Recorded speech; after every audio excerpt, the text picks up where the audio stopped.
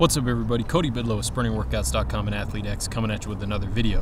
I'm a little tired today, so excuse my low energy state, but the reason I'm tired is because I ran fairly well yesterday.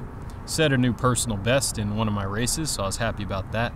So we'll talk about that a little bit. As far as training's going, last week I did a mixture of, well, I raced last Saturday. Sunday I came out, did some acceleration, a couple 150s, and then went to the gym where I did jump squats and rear leg elevated drop squats. So it's like a kind of a split leg exercise where you're up top, you pick your foot up, drop, and then you try to reverse the load as quickly as you can. After that workout, I did electrical muscle stimulation on my glutes, and that got me super sore. So that tells me there's a little bit of room to gain there. And if you look at research of how people differ between non-sprinters, sub-elite sprinters, and elite sprinters, one of the big differences is elite sprinters have much bigger glutes and much bigger hip flexors. So I want to work on, strengthening certain areas of the body that are relevant to sprinting. But I don't necessarily want to do all that in the gym, because that's kind of draining. Like, I'll go do a couple exercises in the gym, but I don't want to waste all my energy there because there's only so much energy that you got. So electric muscle stimulation is kind of a nice way to, here and there, maybe for a week, 2 weeks at a time, work on a certain muscle group or a couple muscle groups. Because you're not using your own nervous system to create the contraction, you're not going to be depleted from a nervous system standpoint by trying to strengthen a certain group of muscles like your glutes or whatever. So that's my idea with that. Like I said, it made me really sore, so there's clearly something to gain from that. But anyways, throughout the week, after that weekend where I had the race and then I did the acceleration, the lift, and the muscle stim, I took Monday off. Tuesday I came back out, and that's when I did those 2x250s. Wednesday I took off. Thursday I did block starts. Friday I did squat jumps and single leg box jumps as a potentiation workout. And then yesterday, I raced at this meet. So I feel like my training week was okay. I was pretty tired because, Saturday and Sunday was pretty taxing. Tuesday was taxing. So then I took it kind of easy, just did the block starts and the potentiation workout. At the meet, I ran okay in the prelim, ran 7:06 with a little bit of a headwind. Came back and ran 6:97 in the final, once again with a headwind. So definitely ran better than I did the previous week and better than I've run all season. So that's nice to see, a little bit of improvement there. I felt like my start was a lot better, a lot more explosive out of the start. I was hanging with everybody till about 20 meters, and then I feel like a couple guys took off on me. Ended up getting 4th overall. Since I came into the final ranked 7th, I feel like ending up in 4th was, a nice little improvement. After that, I was kind of tired. It was my fiance's birthday, so I didn't want to waste her time, so I almost didn't run the 200. But I thought, well, it's in 30 or 40 minutes. Might as well do it. So I got my mind right, decided to run it.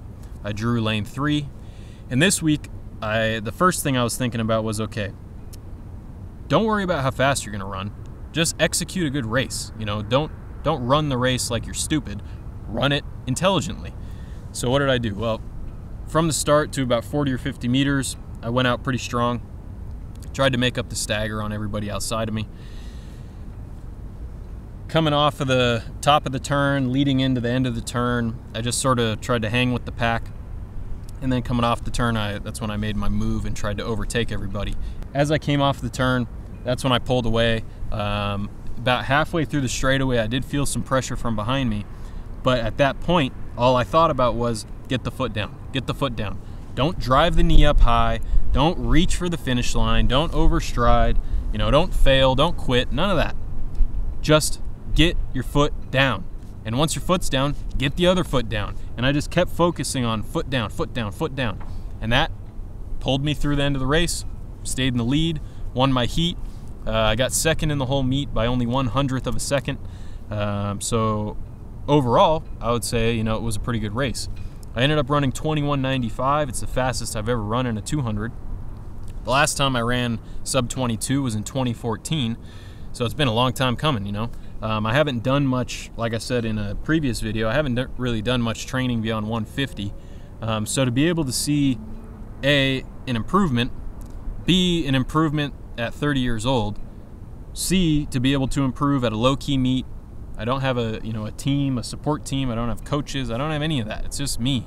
Occasionally I got some training partners, but it's just me, So the fact that I was able to see an improvement, I didn't have a huge tailwind or anything like that. It was a side wind, so maybe it helped me on the turn a little bit, but definitely didn't help me in the straightaway. All factors considered, I'm pretty happy about setting a personal best. It may be a small personal best, but that small personal best took a long time, and it just tells me that I have room to continue to improve, and it's motivating to me because, okay, that's a sign that my body is accepting the training and it's willing to adapt. As long as I continue to make sure that my work and recovery is balanced well, and that leading into a meet, I'm in a good state of readiness, clearly I'm able to improve. So it's a confidence booster to me that, there's improvement is happening, and if it's happening now, it can happen in the future, and I can continue to improve, and that's kind of what we're all out here for, right? I'd still train if I wasn't running any faster because I love it. But the fact that I did see a little bit of an improvement is even more motivation, and hopefully this can be motivating to you guys because, look, I know what it's like to be on a college team. I've competed at the community college level. I've competed Division I NCAA. I know what it's like to look around and see, oh, my teammate over there is improving, but I'm not. Those guys are running well, but I'm not. And it can be easy to get discouraged by that and think that you're the problem. But maybe your body, maybe you're a little overworked from school, or too many social things going on in your life that are stressing you out, or maybe the training is just your body's not handling it that well. Maybe your sleep isn't right. Maybe your nutrition isn't right. There's many factors at play, If you're stressed out by something in your outside life, it's going to be hard to focus and practice or at a meet.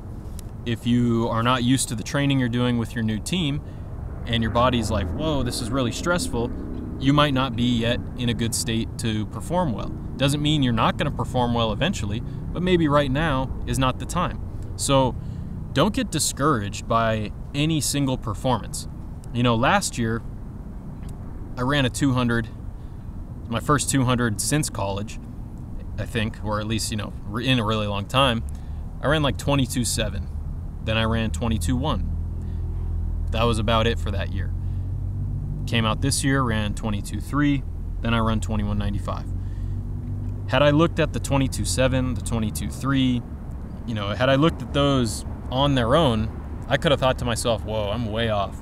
I'm super far away from a personal best. If that's what I'm doing now, how am I ever going to run under 22 or 21.5 or whatever, But that's not how I think.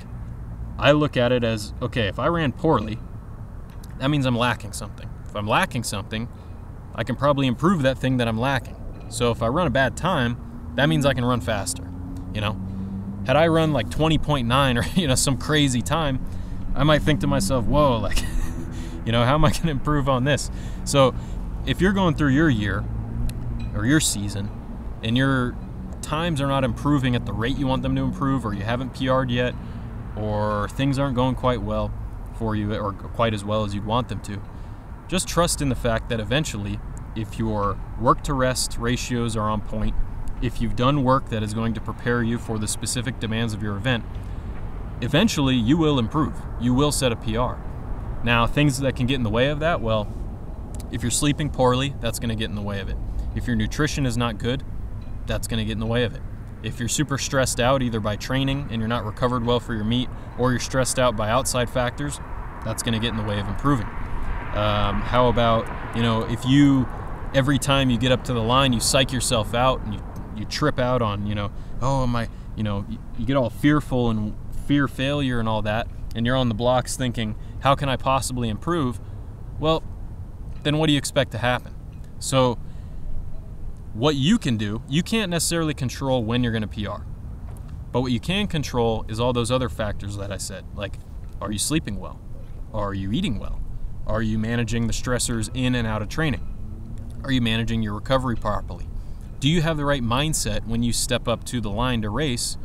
Are you confident? Are you thinking, I'm prepared for this.